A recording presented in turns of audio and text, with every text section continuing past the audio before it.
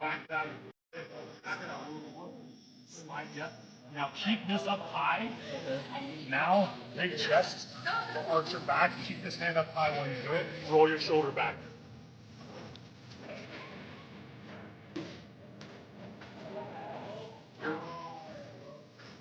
So when I get to here, feel I'm keeping it up here. But feel the difference? Like you can take that, right? My hands started sliding down.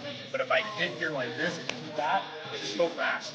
And it's just a matter of keeping this up here when you do it.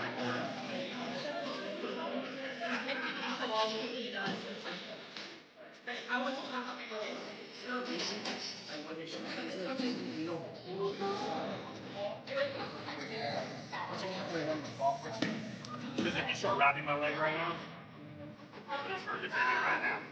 And it's going to start right away defending if you start trying to wrap my leg, or I'll try to start stepping out. So I'm just going like attacking the leg and then snagging it. Because you can also go, like I can also put a heel hook, or I wouldn't switch my hand. And then roll your shoulder at the same time. Yeah, but here's where your arm is. If you got ankle across your leg, like that, it should be like this. Yes, like that. Now keep that up there. Even when you fall, keep pulling that up and start to look down. Don't want to slide, don't want to slide. You can do it on your own. I feel like you might have flexible ankles. I was toying around like if you had it, I just So, right hands high. yeah, exactly. So, Yeah. So that's what I want, that blade right there. I want to make sure that that stays up. And then when I lay down, I pinch the foot between my arm and my body. And then my shoulder rolls like that to finish. But I lay on it. I was just letting you see. But I was. Tyler, can you explain your dad in one word? Legend. Legend. Yep. Been around a long time.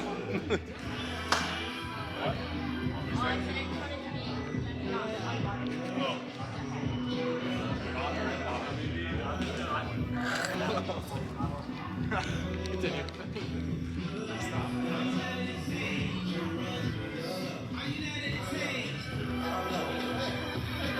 Who's not entertained by my pain? Who ain't cash a check on my name? If my campaign turn to campaign, I'm burning.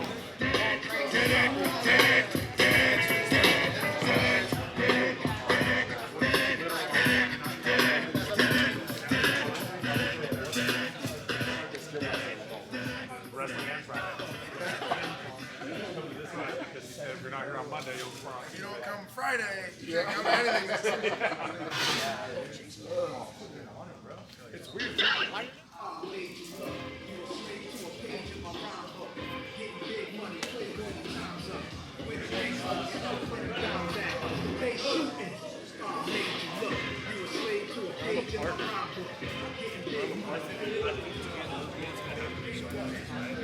Because what I'm saying is, like, they're not doing a show. They're showing this fight, but they're not. Someone's not. I'm not replacing someone. They're just like, we do it.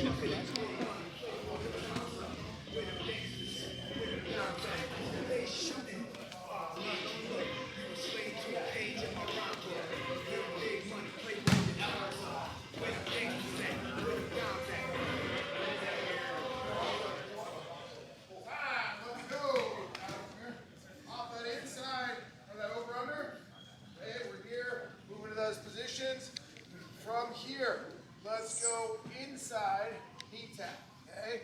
So I'm gonna pull out that pull.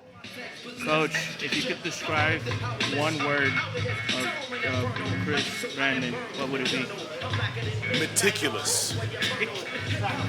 Nice. Why that? He's so detail oriented. He doesn't miss a single detail. And if you come up with a detail, he's already thought of that. One word to describe Coach Chris Brennan. Awesome. Dude's awesome. Love him. Why is that? Been such a great addition to Syndicate MMA. He's really elevated the level of the room and jiu-jitsu.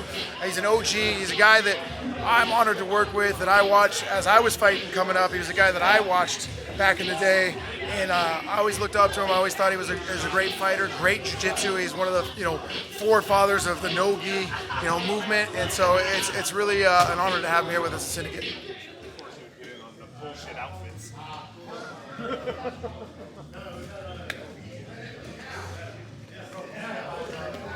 Same shit, waiting on fights for this kid, but today we might actually have something.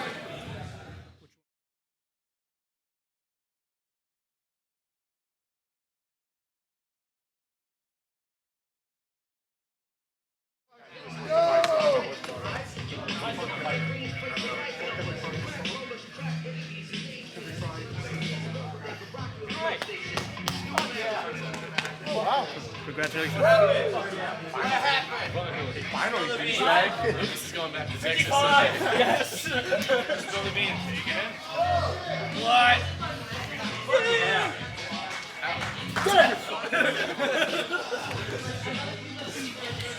Well, work hard every fucking day of your life to get somewhere. Sometimes good things happen. So we have a late addition to this weekend's UFC card with Mr. Lucas Brennan over there.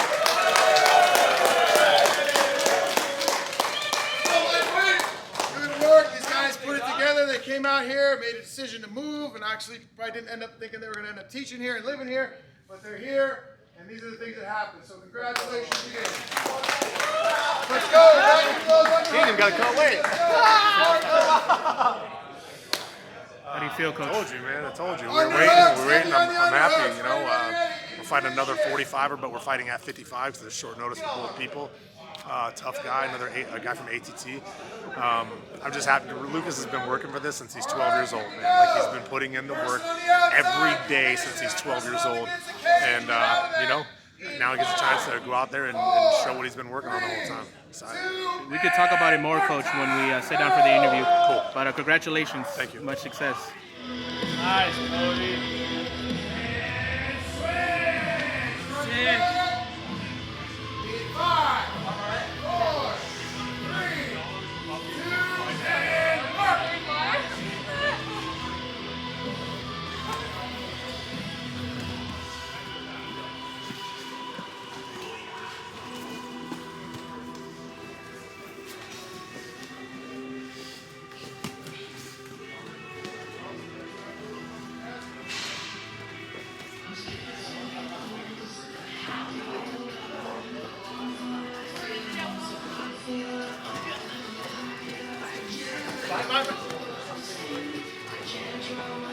Thought she was giving me a rest. And take down, go!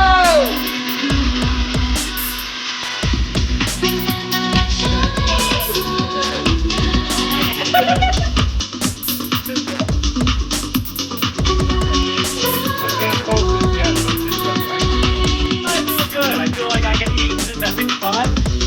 I've been cutting weight since 7 months. Exciting. The pizza I'm gonna have is gonna be very awesome.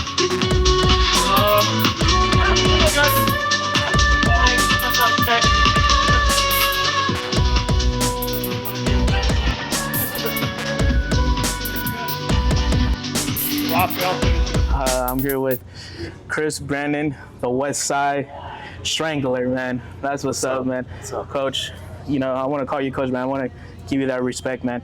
I had a whole line of questions, man, about your career, man, but I kind of want to skip over that. Some change today. Some change today, man. And it's crazy because I want to speak on the moment how, I was shooting, footage of you and your sons because I was going to do an interview with you, because you're coaching, right? And, you said on the camera, the UFC, already asking for one chance for the UFC, and it's on this video too. Yeah. You want to tell the people what happened? Yeah, I think I said it. Yeah. When did I say that? Like when they were grappling. Yeah, like 5 minutes before it happened. Before it happened. 5 minutes before it happened, I said, just this kid, give him a chance, give him a chance. Yeah. And I walked away, and sure enough, phone rang, and I was talking back and forth for a second with his manager, And then he said he'll talk to me in a little bit, and I walked away, and I walked away for 1 minute, and then John came over, and Jason had called John on his phone, and John looked at me, and he shook his head yes, and handed me the phone. I was like, oh my God. And so Lucas got signed today, and we'll fight this UFC. Saturday at the Apex in the UFC. And wow, man, this is crazy, man. How long has Lucas been working again? Like more than what, like 10 years for this? Oh yeah, he's been training since he's 11 years old, and he's 25 now. And I told Jason so Lucas fought in October 10th. It was 2 days before my birthday, and him and Tyler fought on the same card. Right. And from that point, Lucas has been in Vegas getting ready for months, and he went home for a little bit for the state championship so he could coach wrestling, and then came back again. He's been here for, it's been 6 months of him cutting weight almost every weekend to be ready in case, and it's taken its toll on his body. It's hard. He walks at 175 pounds, so he's been hanging around 160 and then making 55, 54, 53, and then nothing happens, and then we come back up just waiting to make that last little water cut. And today, fortunately, because it's been so hard on his body, this fight's going to be at 155. 155. Both guys are 45ers. Right. But since it's short notice, I guess the other guy, because we would have still had to make 45 if they said 45. Right. But apparently the guy, he looks pretty jacked. So I imagine he said he'd like to be a 55. So since he's already in the UFC, he probably got to choose that. So the fight's at 155. Nice. At the Apex here, which is basically local to us now. Right. It's a 1 minute drive from the gym. Right. So. And it's crazy, man, because I'm gonna be honest with you, Coach. I saw you getting teared up. I was getting teared up too, man, because because you were happy, and then Coach John Woods also got a little emotional, and then before you made the announcement, they all got the memo that he just got signed, man. Yeah. And it's crazy, if you don't mind me asking, Coach, is this like just a one fight deal, or is it a multiple? No, it'll be a 4 fight. I think everyone starts on a four fight deal. We don't have the option. Of course not. We don't get to leave, but they can release us. Right. It's a tough. I just watched an interview, not even an interview, it's like a short reel with Dana this morning, talking about this is not a career. This is an opportunity to make the most money, the best opportunity for you to show yourself and whatever, and then whatever you decide to do after this is over, which is unfortunate because they compare the UFC to NFL, NBA, Major League Baseball, and those guys are set when they're done, right? Right. And so we are not, so the goal is to stick around as long as you can, and for us, it's been a lot of work. We've been called at least 7 or 8 times in the last few months on a Friday, Thursday. Can you make weight? Yes. Yeah. Are your medicals done? Yes. Yeah. We were ready to go on big name guys, like some solid big name guys. We said yes, and they said no, or the matchmaker didn't like the stylist and matchup. It's very hard to get in as a grappler. Correct. Right? Luke's not a crazy knockout artist. He's got one brutal knockout and a TKO, and then 8 first round submissions. Right. And so he is a finisher. Correct. But they don't just want the finisher. They want the stand and bang and that type of guy. And so being somebody like him, they signed, not going to name names, but they signed someone 2 weeks ago that has finished 3 people in the last 14 years. And Luke's has finished 10 people in the last 5.5 years. Yeah. But that guy will stand and bang and put on an exciting fight, and that's what they want. So it's tough getting the finish. It's not like a boring grappler, but it's tough to get the finish being a submission, primarily submission game. Right. And also too, when I was here filming, your son Tyler, you were saying like, hey man, Lucas is gonna get signed. I want to give him a bunch of exposure, whatever. You spoke it to existence, and I'm like, oh, yeah, sure. And I hop in on the thing right away, man. And then your son seems very calm, man, very calm.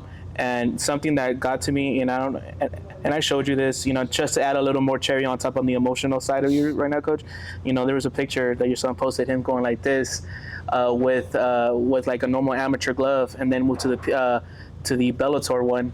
And then now I just showed you the picture that I made him with the UFC glove. Yeah, so there was a picture originally made by the Bellator photographer, and there's a picture of Lucas at 7 years old sitting like this with a glove on. Yeah. And then Bellator put a side by side of him as a kid and then him as an adult with a Bellator glove on. Now, you know, the goal all along was to get to the UFC, but not like we were happy with Bellator. They paid him very well. And the plan was to do like the AJ McKee route where he worked his way to the title and then get some leverage. And then, then you go over to the UFC for some money. But looking at how everyone's fared that's gone to the UFC from Bellator, it's not a bad thing. Like Lucas was ranked 10th, 9th, 8th, 7th in Bellator. It's not a bad thing besides taking a pay cut to go in where we're going in and build from there instead of just getting thrown to the wolves like, you know, Aaron Pico, Pitbull, all those guys went in with the money that they were getting at Bellator, and those are the guys they fought, you know, and it makes it tough. And it's crazy, Coach, because, you know, you're just, you know, you're coming up as a coach, you know, you're also part of the Gina Carano training camp, you and your kids, I should say, your kids. And then now, you know, you're one of the you're the head jiu-jitsu coach here at Syndicate MMA. There's a bunch of people who are coming around the world just to train grappling with your kids and with you, man. How does that make you feel as a father that, you know, that besides the legacy that you did, you know, and Pride, King of the Cage and all that stuff, you know, now that you're seeing your kids fruition your practically, you know, your footsteps. So something that Lucas also told me on the last interview, that, like, you know, there was a fight that you know, you retired on that was your last fight on the arena, and then he made his professional debut in the arena. You know, how does that make you feel that, you know, your kids are fulfilling your father's footsteps? Awesome, for sure. Like it was not expected when they were growing up, and it's been a fantastic ride. And there's been, I think we're now going to be probably the 4th father and son duo in the UFC, but if Tyler gets to the UFC, or when Tyler gets to the UFC, we'll definitely be the first father, son, and brother in the UFC, which will be cool. But yeah, it's been, you know, I told Jason House's manager 3 weeks ago, I was like, bro, please get him in before his birthday, because he was special. Signed at 19 years old in Bellator. He was a young kid in Bellator, and we were trying to do all this at a young age, you know, and then Bellator sold and whatnot. So now here we are, had to fight a couple fights outside of the UFC and Bellator to get to where we are now. And so now he's 25, going to be 26, you know, in June. So I'm glad we got to get it done at 25. You know, because it's still pretty young, but now it's starting to get like, you're not a 19, 20, 21 year old coming into the UFC now. You're a 25 year old. You're 25, and you have, and just the way that he was, I mean, not throwing with the wolves, but the fact that he got a big spotlight in his MMA debut, which is he headlined a Bellator fight, which at the time it was at Spike TV. You know, the plan was to get him that feel right off the bat. You know, let him fight under the lights. You know, not like, again, he made his pro debut in Bellator, so all of his pro fights, his first 9 pro fights were in Bellator. So he always had the professional treatment.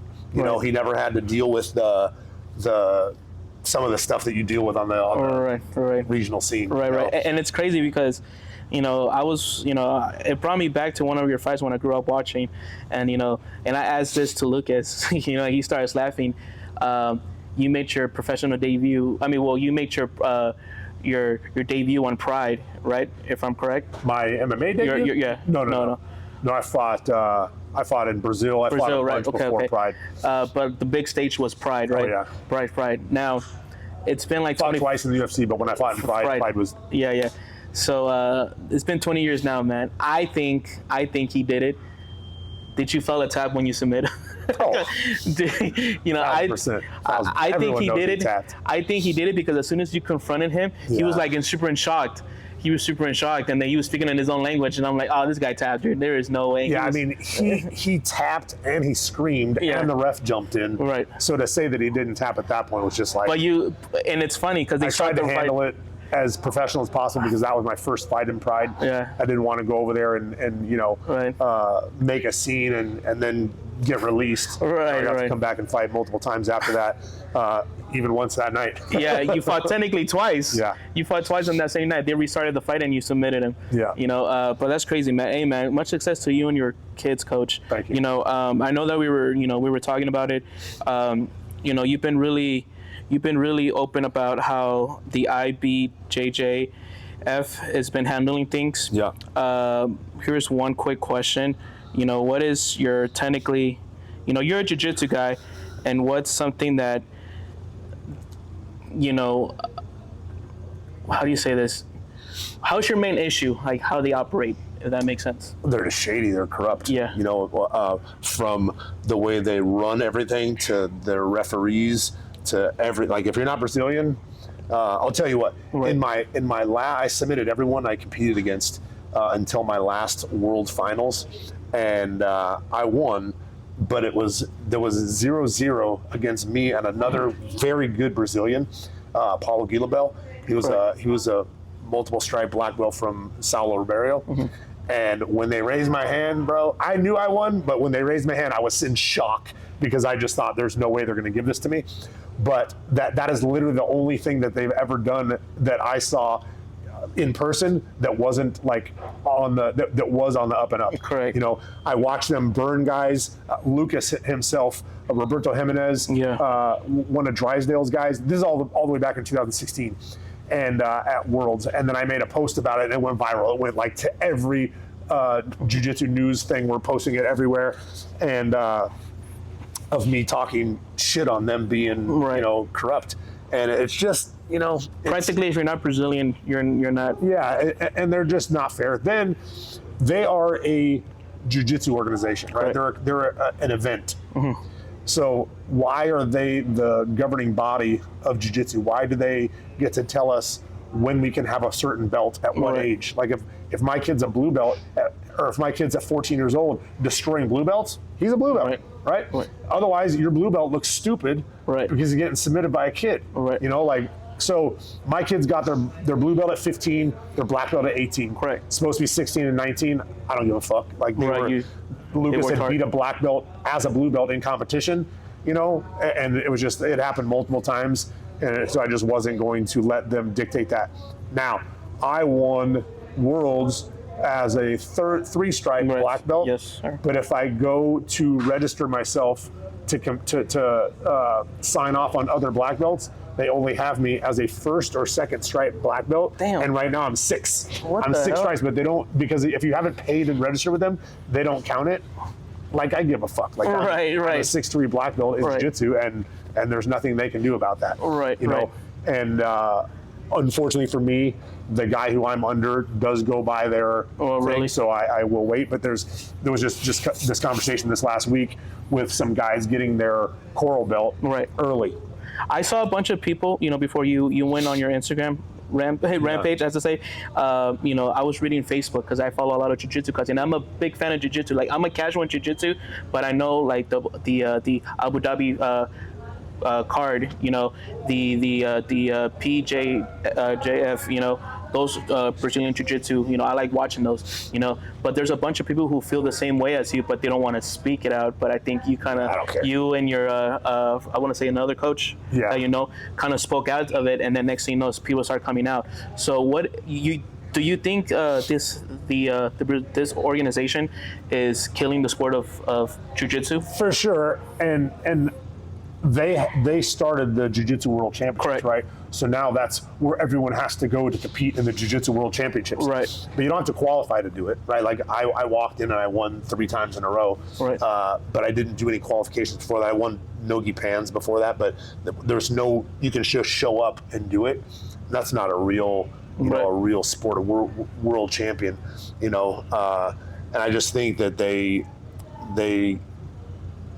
kind of have all the pull because they're Brazilians, but I think the Americans need to be like, listen, we're winning, you know, winning a lot now, and like I didn't lose one IBJJF match to these guys, you know, and so I just think it's. Do you think someone needs to stand up and then you're doing get it. I am, but I would like to Get have more. some other people and get some financial backing and start putting something together Right. to actually make a real season or qualifications to get to the World Championships man. and build up to it. And you have to win this to get to this to win that. That'll It's be just like wrestling. sick. If That'll you go to be high so school sick. wrestling, man, they wrestle all season long. You're ranked all season long. You go into your district championships. Right. You have to place in the top 4 in your district championships Right. to get to regionals in the next weekend. The next weekend, there's a bunch of people from a bunch of different districts in your region, and you have to get the top 4 in your region Right. in order to qualify for state. So there's going to be 4 different regions at the end. I think 16 guys, maybe it's 32, I forget. But it all Right. comes down to, and there's so much more emotion and so much more to win or lose, Right. you know, that And it matters. That is so cool because I went last time. I went, I want to say like 2 weeks ago. I went to the PGF tournament that they had. Bro, it was so sick. And if Yeah. you could have something like that, Yeah. dude, Lucas, you They're need to trying. win. They're doing it. They're doing a pretty good job. Lucas, you need to win those 100K bonus. But yeah, I think it would be so cool if you could make something like that happen. Oh man. And then when you do get it, Coach, I'm a big believer in prayer. Yeah. I'm gonna help you pray for that. If you really want it, just give me credentials, man. I would like to film. Cool, that would be sick. But yes, Coach. So going back to the section bodies of the jiu-jitsu, yes, the Americans are winning all the time, but is it more kind of like an ego thing? Like, man, we cannot have Americans beat these Brazilians, man, because it looks bad on us. Is it Maybe, for sure. But then there's guys like Gordon. Gordon doesn't Ryan. lose to any of them. Yeah. So it is, he's the best in the world. And whether you like what he says or don't like what he says, he's still the best Right. in the world. He backs it up, Again, when I competed in IBJJF, I won all my world's matches. And I just think that the tide is definitely changing and Right. turning, especially in Nogi. I think there's many more athletes in the United States than there are in Brazil. So you're getting the strength and the Right. football players, all the other athletes Right. that are doing jiu-jitsu now. Plus, it's become like, I don't like the way people do jiu-jitsu now. I'm not a Right, fan right. of the new school, BS. I like leg locks. I don't like that leg locks are like the whole game. John Danaher said, why would you forget about 50% of the body? And then everyone forgot about the other 50% Right. and went to that one. Right. So I'd like, I like a more well-rounded game. And also, jiu-jitsu was more self-defense, MMA based, and mine still is. Right, right. Mine is still, I do some of the new things, but I tweak it, so that it works in a Right. real situation. Right, real not situation. some bullshit. So, And I like how the fact that you because I saw, I filmed some of the stuff that you were doing, getting in there. And not a lot of coaches do that nowadays, Coach. You get in there, you show them how to do it, how to correct weight, and then like you said, we got stories. I told you my personal story that I got my purple belt taken away because I wasn't ready, and I agreed. Right. And I'm like, bro, like I don't even think I'm ready, but but anyways, like I said, like if I'm repeating myself, I'm sorry, but what is something that the IBJJ that you see that that needs to be addressed right away? I just think, first of all, the belting system shouldn't be through them. I think they need to do a better job at, first of all, having American referees, not just Brazilian referees. They need to have a lot more American referees, so it's a little more even across the board. But I think they just need to somehow uncorrupt it, right? Right. Make it more fair and not near as biased. It's so biased. It's ridiculous. That's all. Right. I mean, I start there. Right. They add belts Right. to keep people interested. Right. Right. And I understand it to a point, but like for kids, it goes white. It used to go white, yellow, orange, green, and then adults blue, purple, brown, black. Then they added a gray belt. So it goes white, gray, yellow, orange, green, blue, purple, brown, Right. black. Now it goes white, what is it? White something, and then white, and then white black, Right. and then the yellow white, yellow, and then yellow black. Wow. And each of these are a new belt, and each of those belt have 4 stripes. Yeah. And you're charging someone for Right. every stripe, for every half a belt, a third of a belt. Yellow, white, stripe 1, stripe 2, stripe Right. 3, stripe 4. Yellow, stripe 1, stripe 2, stripe 3, stripe 4. Right. Yellow, black, stripe 1, stripe 2, and it's just ridiculous. Right, right. And then there's guys in like Gracie Baja where there's literally signs on the wall of how many classes you have to complete before getting your blue belt. What? Right. Do you think that you absolutely say, I mean, I don't know, but we didn't really get a serious question, but like, I'm just gonna ask you, do you think that they're killing the sport of jiu-jitsu? I just think no. I mean, I think they're killing it for themselves. But there's now ADCC is here, PGF is here. Craig Jones invitation. Craig Jones, UFC. right? Yeah. We're going. Oh, okay. You go ahead and do your thing, and we're building and building and building. Yeah. And UFC is dumping cash into it. Right. Craig Jones thing that's putting cash into it. ADCC now upped their purse because of the Craig Jones organization or thing. So I think that, to be honest, it is going to build jiu-jitsu just elsewhere. What do you think they lost touch on? I think they just didn't change. I think they didn't change enough if they want to keep having it here in the United States and having all these events here, you need to, in order to keep everyone interested in it, it's got to be fair and right for people to do it. Right. Do you think they're holding it back, the sport? Well, no, right? You said it's growing. No, I think they're shooting themselves in the foot. Right. Yeah. I like that. Okay. Yeah, I think they're shooting themselves in the foot. Right. Do you think respect is learned from them?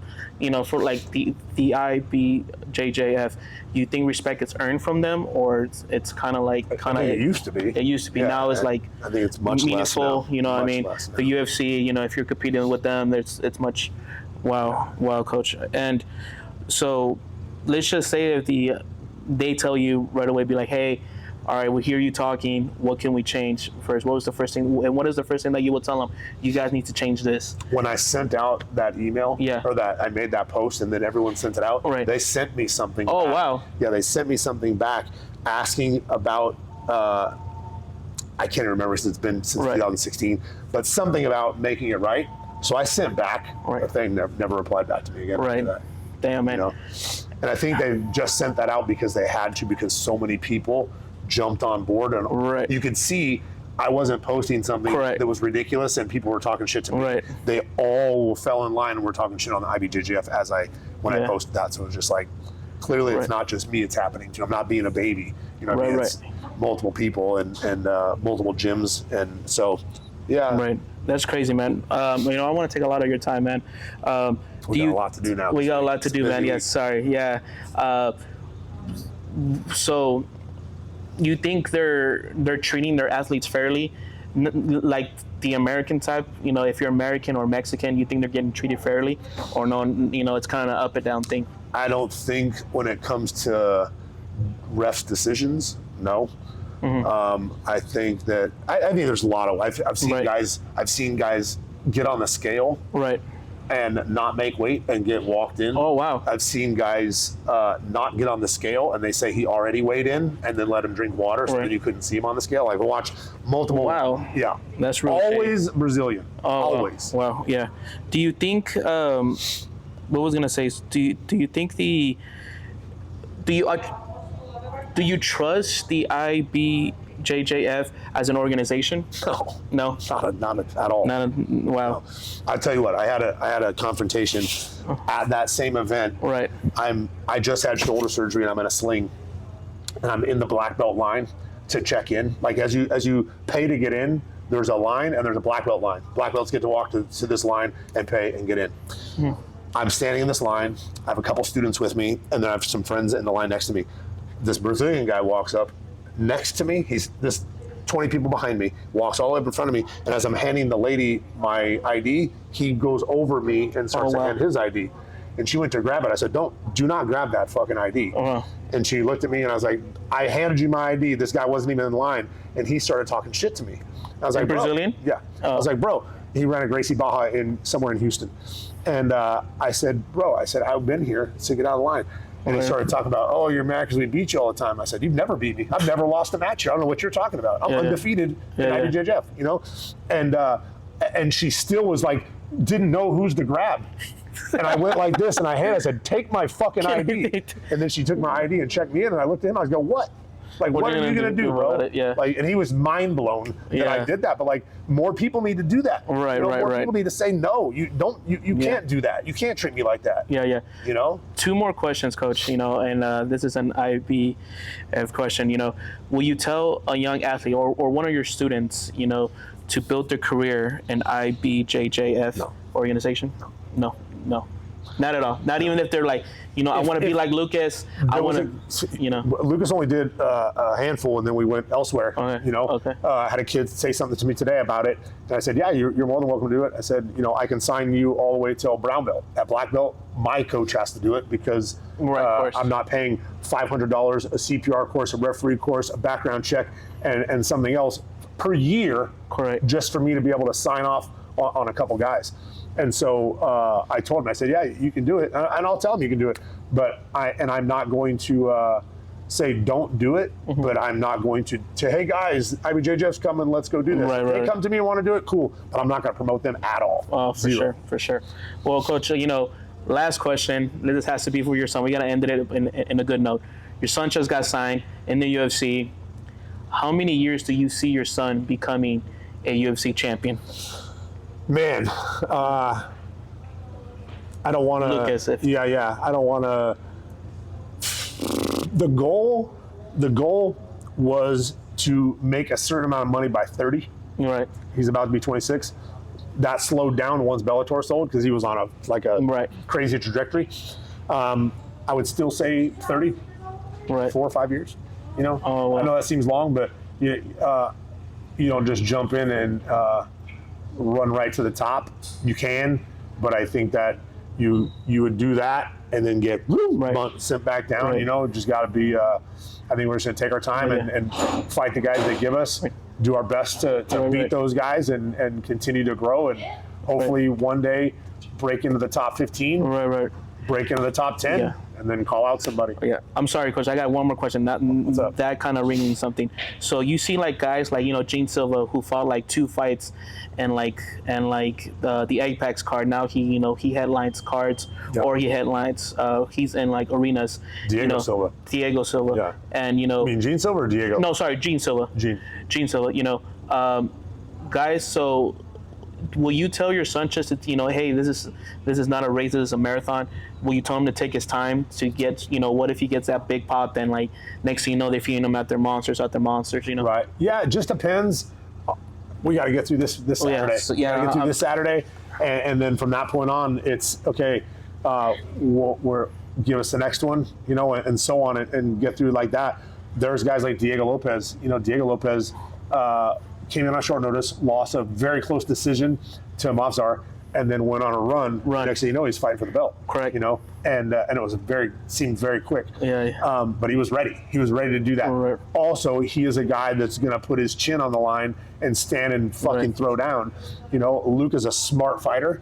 And I believe, for example, they were going to sign him a little bit ago for another fight, and they went back and watched his last fight, and he shot within 10 or 15 seconds, took the guy down and wanted to beat him in the first round. Because he shot so fast, they said no, because they wanted more of a stand-up fight. And so they're looking for more, we've got to stay winning and exciting to get anything for sure. And I think that's just the big thing is we've got to continue to look for big stuff on the feet and then look for the sub when we get there and not just, not looking to decision, guys. For sure. Well, Coach, much success to you and your family, man. I'm so excited, man. Thank you for letting me have an interview with you. You're a legend, like I said. And I'm gonna definitely see, and I'm pretty sure I'm gonna be talking to Lucas way more. Yeah. Give him, but yeah, man, I'm super excited for you guys. Next thing you know, Tyler, you're next, man. UFC. Tyler, June 5th. Yeah. Tough enough. All right, man. And then the UFC. And then the UFC. But thank you, Coach, once again. Thank you, brother. But yeah.